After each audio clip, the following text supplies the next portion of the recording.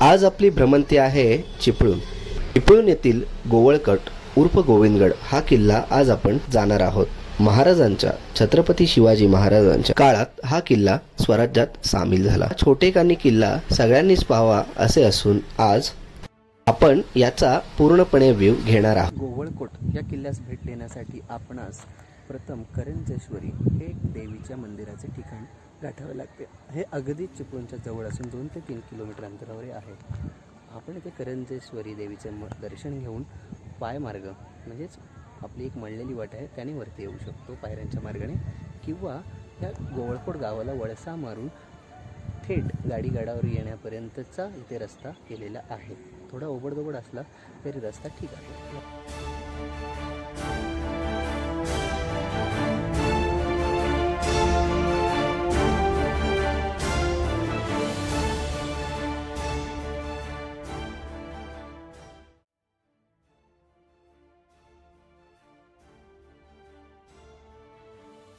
5 मिनिटाचा गाडी रस्ता आपण गोवळकोट गावातून ओलांडल्यावर येथे वरती येऊन पोहोचतो.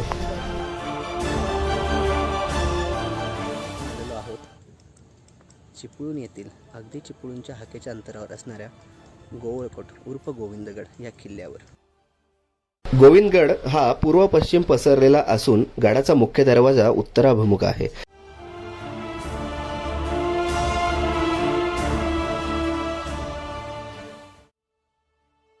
गडाच्या आत प्रवेश करताच आपल्या लक्षात येईल. गडाच्या आत प्रवेश केल्यावर आपल्याला समोर दिसते ती सदर आणि त्याच्या मागे असणारी टेकडी आणि तिथेच जवळ असणारे चुन्याचे खाणे आणि कोरडा पडलेला पाण्याचा तलाव आणि गोविंदगडाची खासियत असणाऱ्या तोफांचा संच. तर आपण या सगळ्यांची व्यवस्थित माहिती येथे घेऊयात.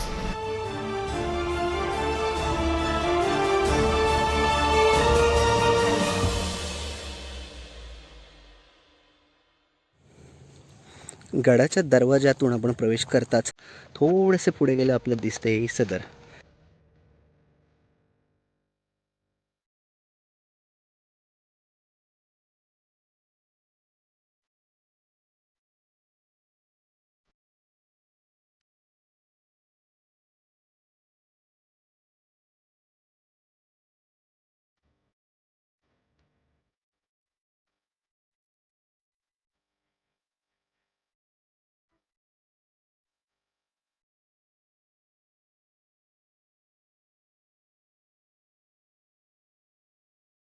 आपण आता आलो आहोत गोवळकोट किल्ल्याची ओळख असणाऱ्या या तोफांच्या संचाजवळ.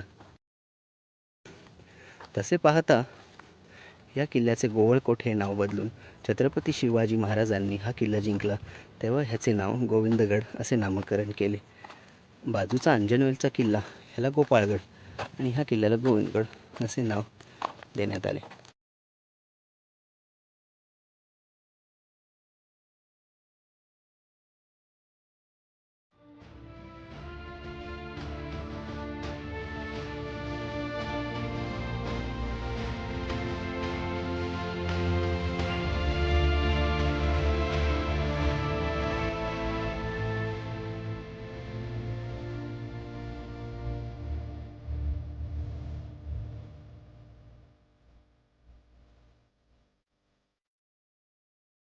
आपण जात आहोत गोवळकोट म्हणजेच गोविंदगड या किल्ल्याच्या सर्वोच्च पठाराकडे. ही जी टेकडी आपल्याला मागे दिसते ही आहे या गडाची सर्वोच्च टेकडी आणि मध्ये जाताना आपल्याला हे शुष्क पाण्याचं टाकं दिसत आहे. ह्या पाण्याच्या टाक्यापासून आपण वरती गेले असता आपल्याला गडाच्या सर्वात उंच टेकडीवर जाता येते. येथून संपूर्ण आजूबाजूचा परिसर आपल्याला खूप विहंगम दिसतो.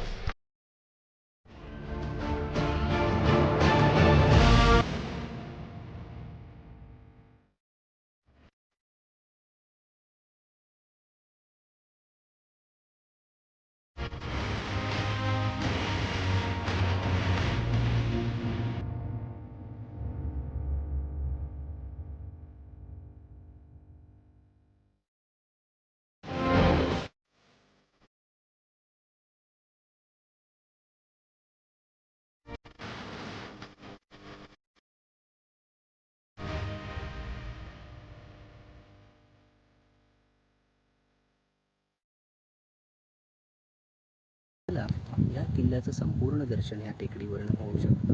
जसं की आपण पाहतोय, चुन्याची खाण, पाण्याचं टाकं, या तोफा, मंदिर, तसेच तटबंदी, दक्षिणेचा बुरुज आणि मागे दिसणारं वशिष्ठी नदीचं विहंगम दृश्य, पूल आणि तसेच हा उत्तर दरवाजा आणि त्याची तटबंदीचे अवशेष आपण हे सगळं इथून निहाळू शकतो.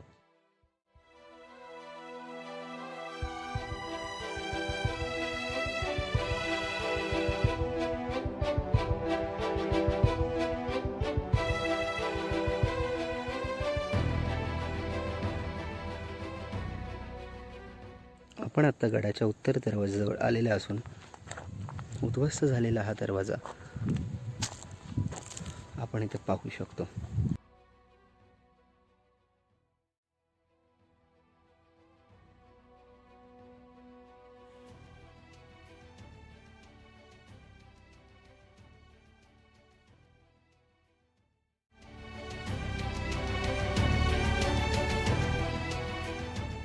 आता येथून आपण जायचे रेडजाई माता मंदिराच्या दर्शनाला.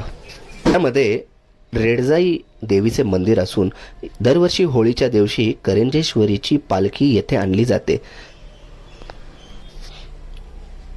रेडजाई देवीच्या मंदिराकडे भक्तांचा राबता असून त्यामुळे कायमच आपल्याला किल्ल्याकडे वर्दळ पाहायला मिळते.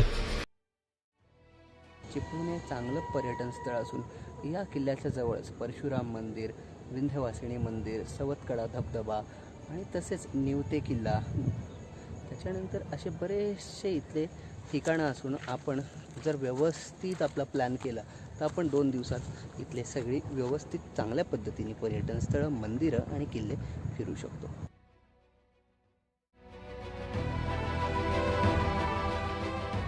गोविंदगडावर तटबंदीवर फिरण्यासाठी मस्त जागा असून आपण येथून आजूबाजूचा प्रदेश आणि संपूर्ण किल्ला व्यवस्थितपणे निहाळू.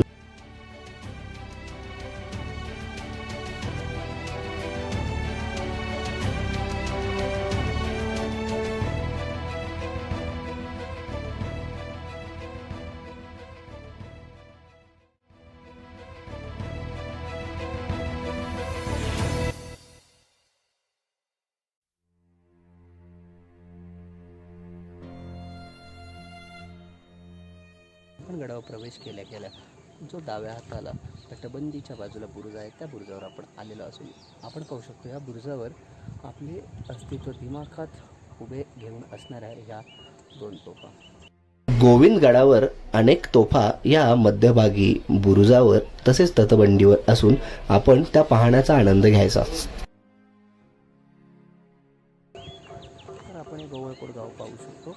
त्या गोवळकोट गावाचेच करंजेश्वरी देवीचं मंदिर असून इथूनच पायऱ्यांचा मार्ग इथवर आपल्याला घेऊन येतो. जानेवारी 1744 मध्ये गोवळकोटवर सिद्धी याचा अंमल होता. अंग्रेजांच्या सैन्याने किल्ल्यावर हल्ला केला आणि नंतर या खूप मोठ्या घडामोडीत ह्या किल्ल्याचं एक महत्त्व सगळ्यांच्या लक्षात आलं. 1755 मध्ये हा किल्ला पेशव्यांच्या ताब्यात आला. मित्रांनो, आपल्याला आमचा हा गोविंदगडाचा ब्लॉग आवडला असल्यास लाईक, सबस्क्राईब आणि शेअर करायला विसरू नका. जय हिंद, जय महाराष्ट्र.